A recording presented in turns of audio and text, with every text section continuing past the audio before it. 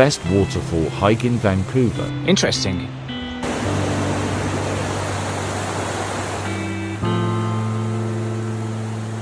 So this used to be a bridge, but it's now closed, as you can see.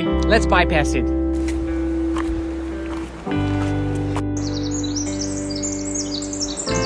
Hi. People do this trail with babies and while running, so it's not that hard. I can already hear the waterfall, so I think we are close. So this is it. This is Norvan Falls. As you can see, is beautiful. Actually, from up there you cannot see the waterfall just as well as from here. So when you come down, make sure to, you know, use some hiking poles or maybe your arms as well.